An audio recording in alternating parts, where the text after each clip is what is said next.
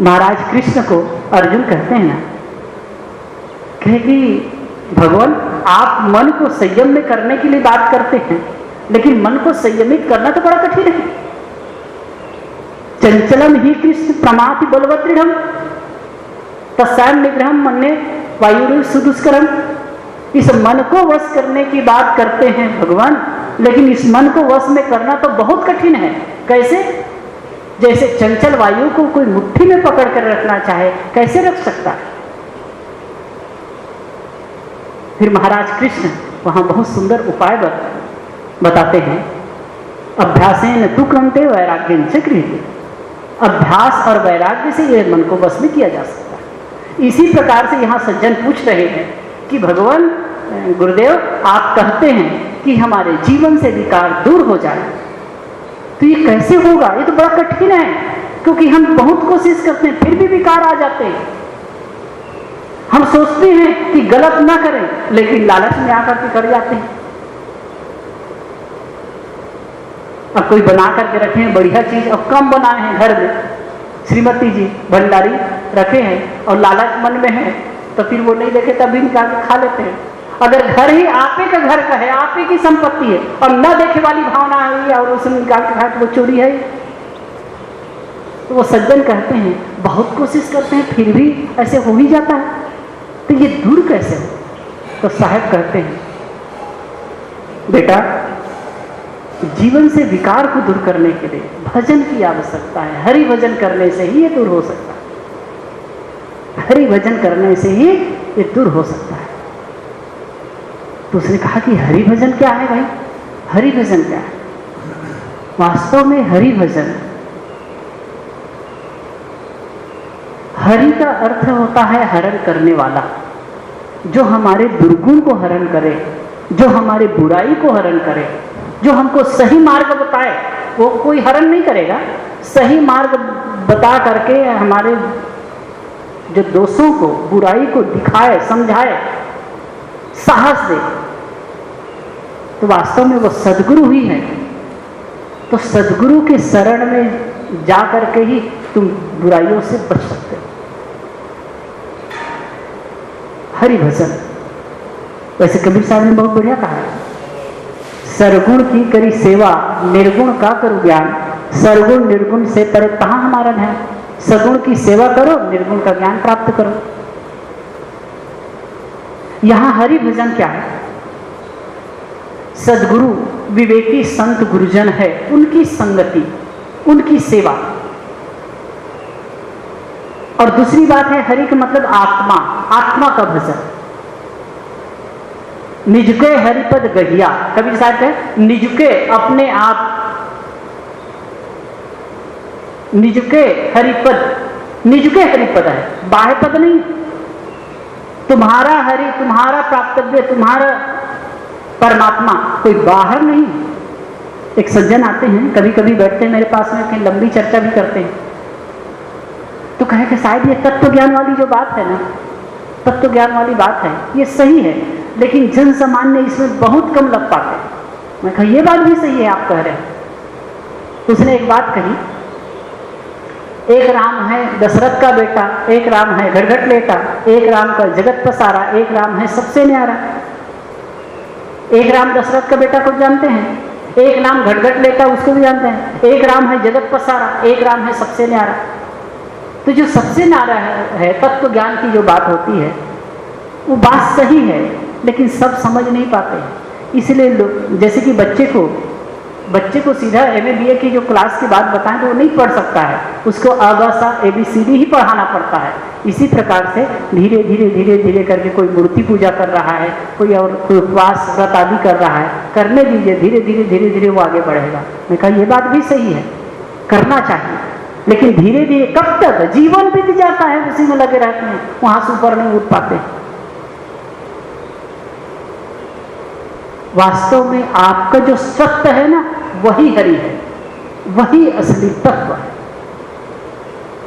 साहिब इसके लिए तो बार बार कहा है, पुष्कल कहा है, और सभी संतों गुरुजनों के मुख से सुनते होंगे। वैसे बाहर जो परमात्मा की, ईश्वर परमात्मा की कथा कहते हैं, भागवत कथा कहते हैं, रामायण की कथा कहते हैं, महाभारत की कथा कहते हैं, और देवी पुराण नाना प्रकार की कथा कहते हैं, उसमें भी अंततः ये बात कहते ही हैं महात्मा जन कि भाई जो परमात्मा को तुम देखते हो, बाहर ढूंढते हो, वो कहीं नहीं है, वो तुम्हारे अंदर है। लेकिन फिर ऐसे गोल गोल बात कर देते हैं कि आदमी उलझ जाता है। तो कहे हरि भजन, हरि के मैंने दो बात बताई, दो रूप बताया। हरि है बाहरे सदगुरु, बाहर अगर कहें तो सदगुरु हैं हरि, जो हमको ज्ञान बता करके हमारे अज्ञानता को हरते हैं।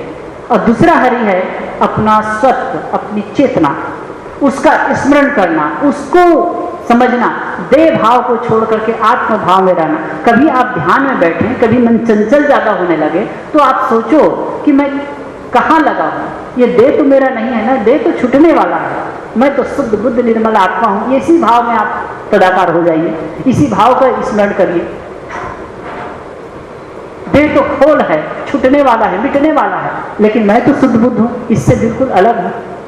अलग महसूस करने की चेष्टा कीजिए। आप देखिए ये शरीर अलग है, आप अपने विवेक से इसको अलग देखने की चेष्टा कीजिए तो क्या होगा, मन ऐसे हल्का हो जाता है। इसीलिए हमारे यहाँ एक सूत्र बोला जाता है, अहम शुद्ध चैतन्य ज्ञान स्वरूपम अजराहम अमराहम अखंडम अनुपम। अहम शुद्ध चैतन्य, मैं शुद्ध हूँ, चैतन्य हूँ, जड़ नहीं हूँ, चैतन्य हूँ, अजर हूँ, मेरे में जीर्णता नहीं आ सकती, अमर हूँ, अखंड हूँ, मेरा कभी खंडन नहीं हो सकता, मैं खंडित नहीं हो सकता। और अनुपम नाम विलक्षण हूँ, जड़ पदार्थ से विलक्षण हूँ, संसार से विलक्षण हूँ। ये भाव में जब पदाकार हो जाए तो भी एक प्रकार की एक साधना का एक मूल मंत्र है।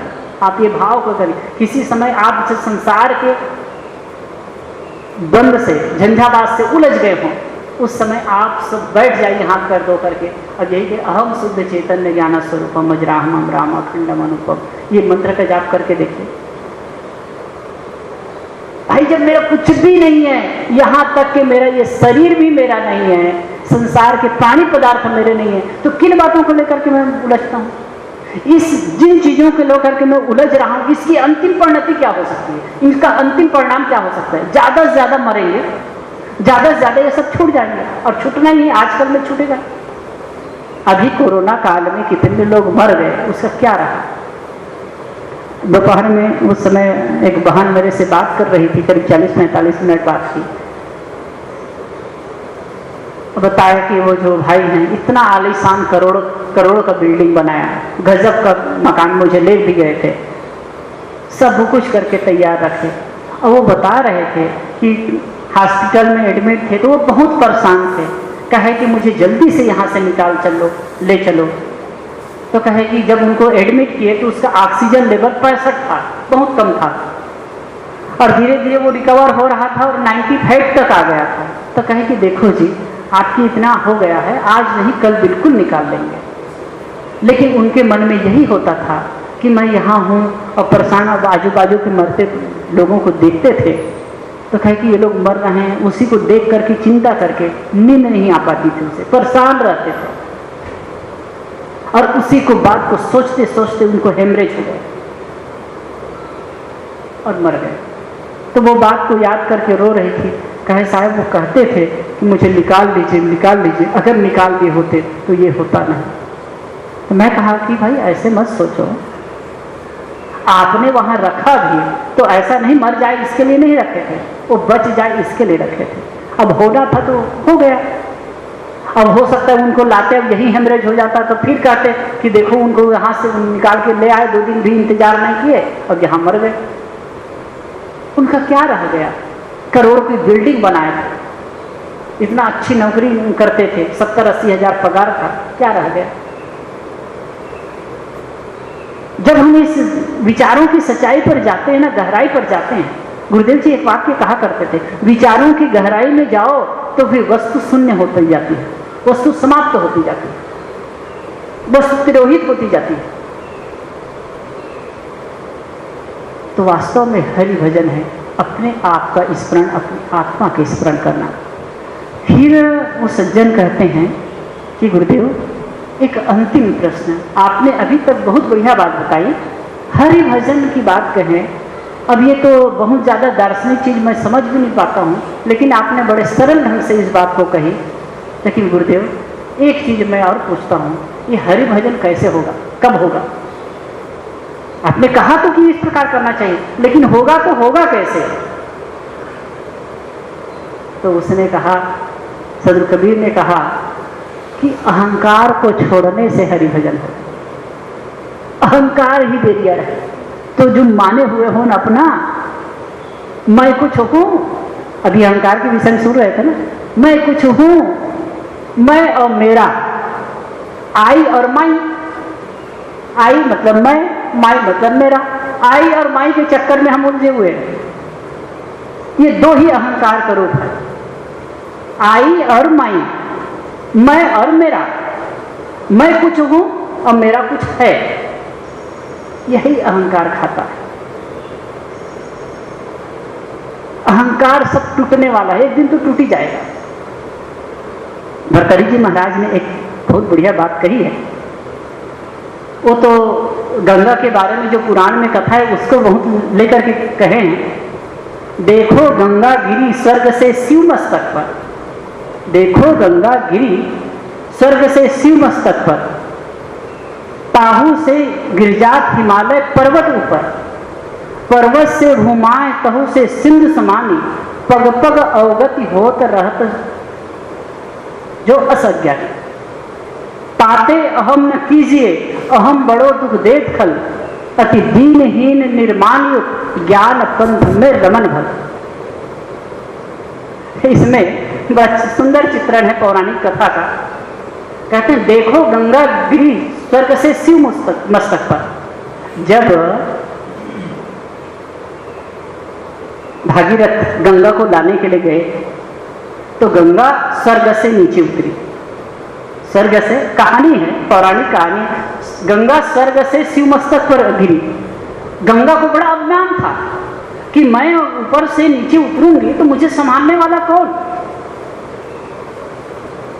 तो कहते आ तो सकती हूं लेकिन संभालेगा कौन? तो शिव जी को तैयार किया गया, शिव जी आप उसको संभाल लीजिए। तो शिव जी मान गए कि ठीक है। तो स्वर्ग से गंगा शिव के मस्तक पर गिरी तो वो जटा को ऐसे बढ़िया गोल बना लिए। कई महात्मा लोग जटा बनाते हैं और बीच में पैसा भी रख लेते हैं, और इस ढंग से घना रहता है, पैसा रख करके बांध देते हैं, पता भी नहीं चलता है। 1,00,000 2 लाख रुपया भी पैसा रखेंगे पता नहीं चलेगा। तो वैसे गोल घुमाए तो उसी में फंस गई, और गंगा हजारों साल तक उसी में फंसी रही, वहां से निकल ही नहीं पाई। तो भागीरथ की आकर के निवेदन किया, प्रभु मैं तो जिस काम से गंगा को इधर लाना चाहता था उसको तो आप अपनी जटा में फंसा दिए, अपने जटा में फंसा दिए, वो कैसे होगा? तो फिर निवेदन किए तो शिव जी अपने बाल, एक बाल को छटके तो वहां से हरहरा करके गंगा गिरी, और वहां से गिरी, मैं पौराणिक ढंग से कहानी कर रहा हूं, वहां से वो निकली तो फिर पर्वत से हो करके पत्थरों को तोड़ते हुए निकलती है और आकर के मैदानी भाग में क्या दशा होती है? उसी में गंदी नाली बहते हैं, लोग टट्टी पेशाब करते हैं, पशु मरते हैं, सड़ते हैं, मुर्दा को जलाते हैं, मुर्दा को फेंक देते हैं। साहेब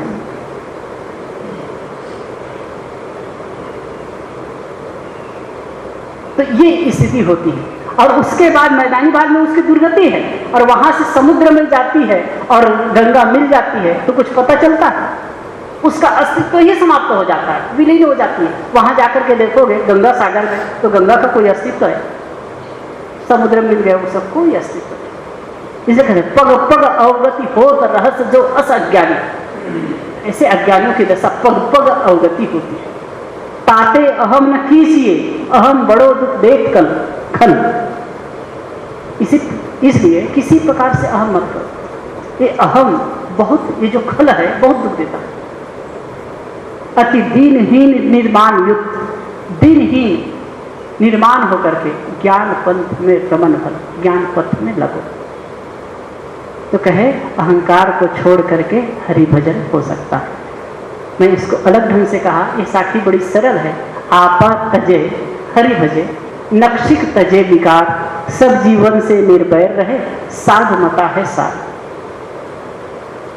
कहते हैं आपा तजो, अहंकार को छोड़ो, हरि भजन करो, नख से शिखर तक विकारों को परित्याग कर दो, सभी जीवन के प्रति, सभी जीवों के प्रति निर्भरत्व का भाव रखो और साधु मत के अनुसार जीवन जियो। तो एक ही साखी में रहने की 5 बातें हैं। मैंने कहा कि जब प्रश्न पूछा गया तो कैसे जीना चाहिए, तो कि साधु मत से निष्प्रिय होकर के जीना चाहिए। तो कहे उसने पूछा, सज्जन ने पूछा कि निष्प्रिय कैसे रहा जाए, तो साहेब कहते हैं सभी प्राणियों के प्रति निर्वैरत्व भाव रखोगे तो निष्प्रिय रह सकते हो। तो क्या सभी प्राणियों से निर्वैरत्व का भाव कैसे रखा जाए, तो क्या जीवन में जितने अवगुण हैं उसको दूर करोगे तभी सबके साथ में निर्वैरत्व का भाव रख सकते हो। तो फिर पूछते हैं कि सभी जो दोष दुर्गुण है उसे दूर कैसे कर सकते हैं, तो कहे कि हरि भजन करोगे तभी दोष दुर्गुण दूर हो सकता है। तो कहे हरि भजन कैसे करेंगे, तो कहे हरि भजन तभी हो सकता है जब तुम अपने अहंकार को छोड़ो। कुल मिलाकर के अहंकार को छोड़ करके ही इस हम श्रृंखला से चल करके निष्प्रिय जिंदगी जी सकते हैं, सहज हो सकते हैं और जीवन का लाभ प्राप्त कर सकते हैं। बोलिए सद्गुरुदेव की जय।